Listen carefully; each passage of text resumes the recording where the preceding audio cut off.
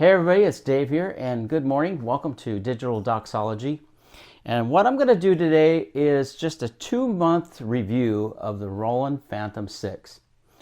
Things that I like about it and things that I'm not crazy about. All right, so stay tuned. Please don't forget, if you like this video, hit the like button, ring the little bell, and don't forget to subscribe so you'll get my next videos when they come out. But this day, 2-month review of the Roland Fantom-06 that I have. Let's go.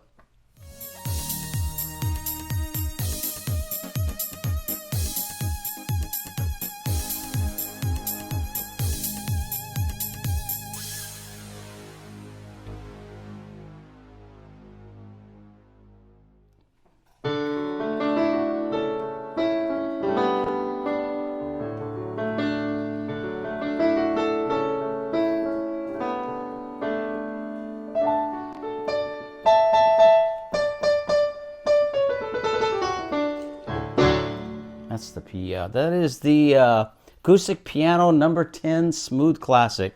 I just got through finishing a song. I've been trying to record some stuff on this, just the Roland Fantom-06 that I have.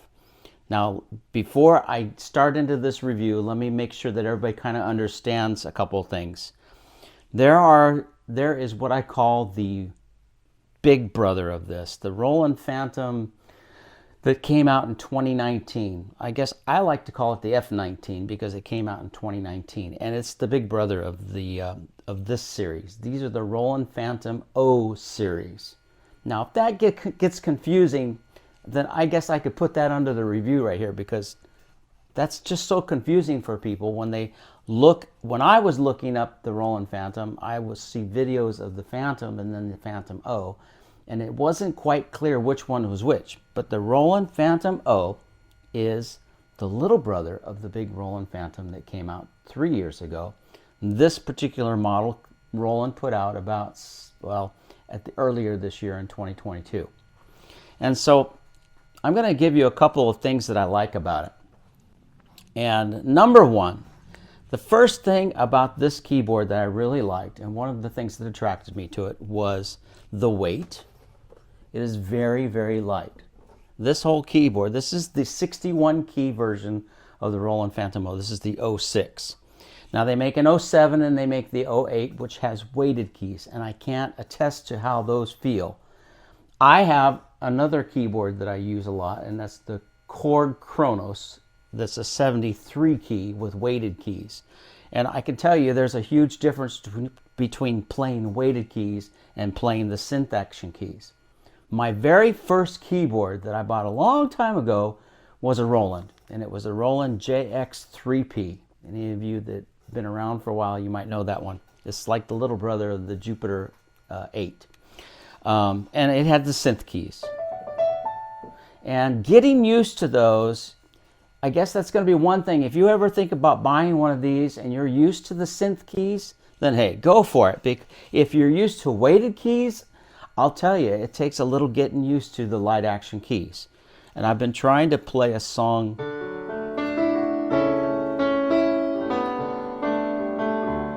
that I wrote. I wrote this song about 20 years ago. It's called Dreaming of Faraway Places. And I played it actually on a Korg Triton 61 key, but it was a whole different, I don't know why it was different, but to me it felt different. Than this. This is really kind of a, you know, I think what it is I've been spoiled playing the Korg Kronos for so long that it's hard to get back into the light action keys. That's probably one thing. So one thing I like about this is the size. I like that it's light. I like that Roland came out with a keyboard that's at a lower price point. If you look at the big brother Roland Fantom, the Fantom that came out in 2019, you're going to be paying almost twice as much for the same amount of real estate space that you get here. The Roland Fantom 61 key is going to cost you about twice what this one costs. Okay. Now, do you get more? Well, the answer to that is probably, of course.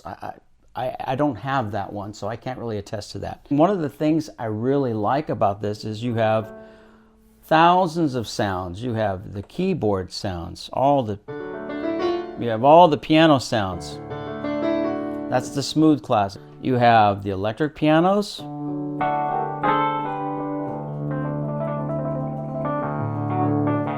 Years ago, I had a Rhodes Mark II electric piano. I had a 73 key, I believe it was. But those were a beast. It was heavy, heavy, heavy. I bought this keyboard about 2 months ago for a specific reason. I had some things that I wanted to do with it. And I wanted something light, and I got that. And if I put this in a case with a couple of chords and stuff, foot pedals, it weighs about the same as I had electric guitars that weighed more than this thing. Okay. So carrying it around, a lightweight keyboard like this, makes it nice if you're doing live gigs. You're not dragging around. I have a Korg Kronos 73 key behind me, and it weighs pretty darn near 60 pounds. And if you put that in a case with all the cables, I mean, my goodness, you're talking about a lot of things to carry around, a lot of weight. And I love it.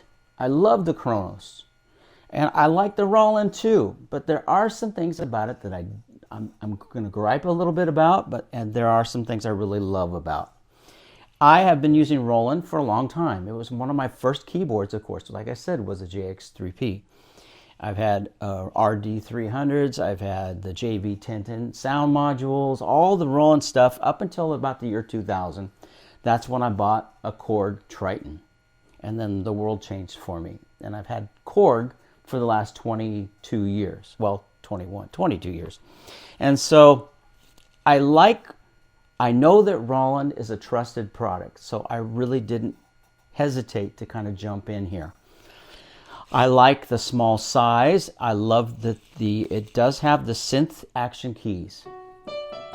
Now, if you are not used to synth action keys, I will give you a little warning. They are different than weighted action keys. My Kronos has weighted piano keys. And I've been spoiled. I'll be honest. I'm spoiled. I get on there and it's like, you know, a difference between a small economy car and getting in a Cadillac. It's just a whole world of difference. And when you feel the difference when you play the keys. Can you get used to these light action synth keys? Yes, you can. Which is one of the reasons I've been trying to play this one more and more, because I find that the more I play it, the more I get used to it. But still, I get a little upset because it doesn't have that action that I'm used to. But that's just my own beef. As far as the sounds, you have 4,000 sounds in here to play around with. You have electric pianos, regular pianos, you have guitars, you have flutes, you have vibraphones, you have bass sounds. Unbelievable. And so it has plenty of sounds, whatever you want it to play. There are lots of videos where you can go listen to some of the sounds that are on the Fantom. But one thing you should be aware of, one thing that it took me a little while to be aware of when I was looking into this. I know Roland has a great reputation, like Yamaha, Korg, Akai, Kurzweil, all the rest of them, Nord. They all have quality keyboards, so you're not going to go wrong. But there are some things to be aware of. I have little gripes. Gripe number one, and that is the sequencer. Now, I will say, if you upgrade your Roland Fantom 0, the sequencer gets an upgrade that really helps on the operating system. When you purchase this new, watch out. If you have the old operating system and you go into make a sequence, you're only going to be able to record 32 measures in one pattern. With the upgrade, you can now record up to 64 measures. So you can actually go up to 64 measures in length. So that is a great thing to be aware of.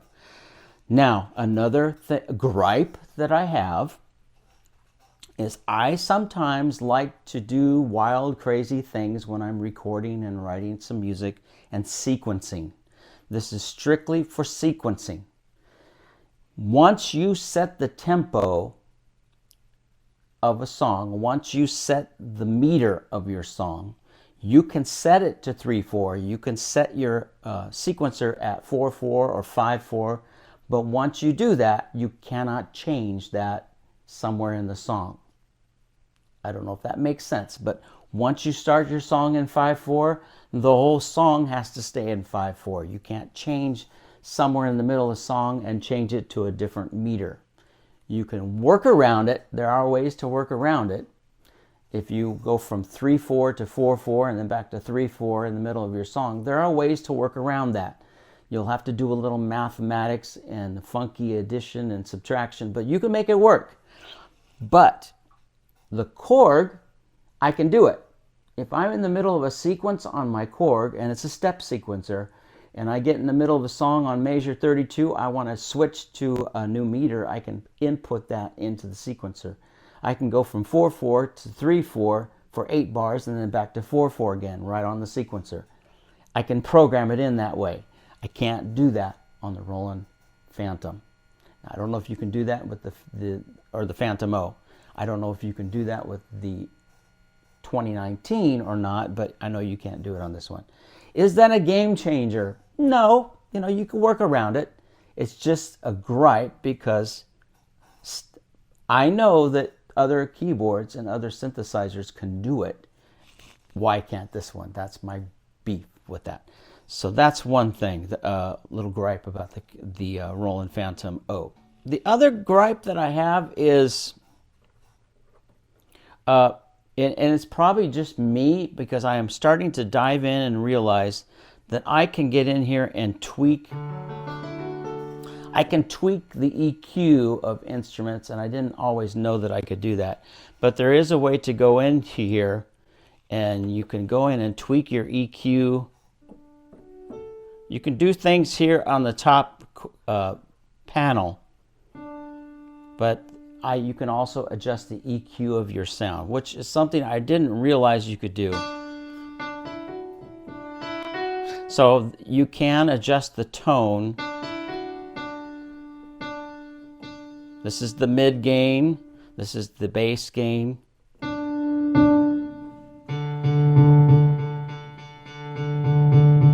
So you can do some tweaking of your EQ. You can EQ every sound.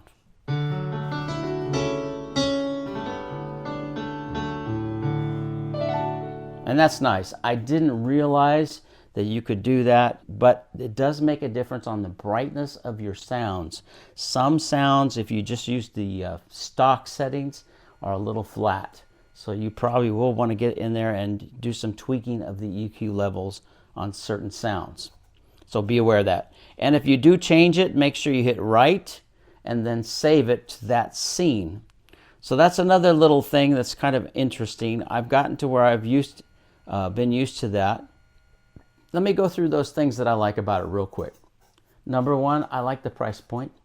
Number two, I like that it's lightweight, easy to take around for live gigs, great for live gigs. Number three, it is programmable. There's a lot of things you can do to sounds. You can EQ the sounds. You can get into some synthesizers.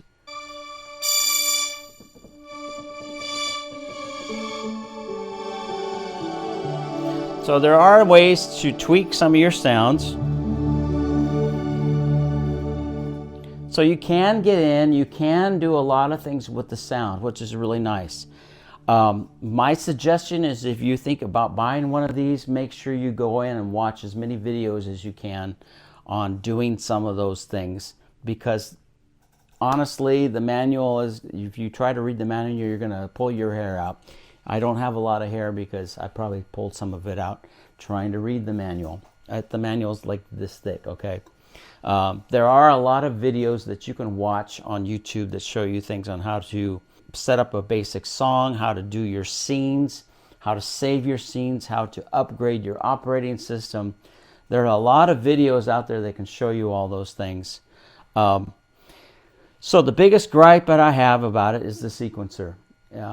Not being able to change meters in the middle of a song, being limited to the box. And I'm not one of those kind of people who likes to be put in a box. When I do songs, I don't really sequence a lot anymore. Unless it's a song that lends itself to sequencing, I don't really sequence a lot of my songs. When I record a song, I turn on the recorder behind me, and I just start playing. Sometimes I goof up and make terrible mistakes. You know, hit wrong keys or play the wrong notes or just get crazy. And I've thrown away a lot of music that way. Somebody might have said, "Oh, why did you erase all that?" Because I want to experiment. A lot of times I want to experiment and try different things. So I don't do a lot of sequencing on this. Some of the stuff that I do and have sequenced are songs that I might do live, in a live performance. And I do have songs in here that I've recorded. So I have done some songs on the sequencer and recorded songs that I will do live with a guitar. All right, so I hope that this quick review gives you some ideas. If you're looking to buy one of these, I hope that this review helps you a little bit so that you're not completely surprised when you get one or find out that you ordered the wrong Fantom. If you were looking for the full-featured Fantom, the 2019 Fantom, then you might be disappointed when you get this one. If you're looking for something that's got everything that you need in a light, small, easy to carry around package and has a lot of the features of the full Fantom without the price, but yet does have a lot of the features that the Roland has, then you're going to be happy with it. If you're not used to the weighted keys, then fine, you'll be happy with that. If you're used to weighted keys, then just be aware that these are not weighted keys. These are just synth action, plastic synth action keys. You can get used to them, but they don't have the feel. If you're like me and you've gotten spoiled on weighted action keys, then just be aware it's going to take you a little time to get used to it. This is Dave saying have a great day. I hope you got something out of this video and hope it helps you make some decisions if you're looking to purchase one of these. Please hit the like button if you like this video, if it helps you. Don't forget to subscribe and then ring that little bell so you'll be notified when I do put out any new videos showing something on the Fantom or some of my other music and stuff. Have a great day. Make music. Be happy. Do what makes you happy. Go out and make some music. Take care. Bye-bye.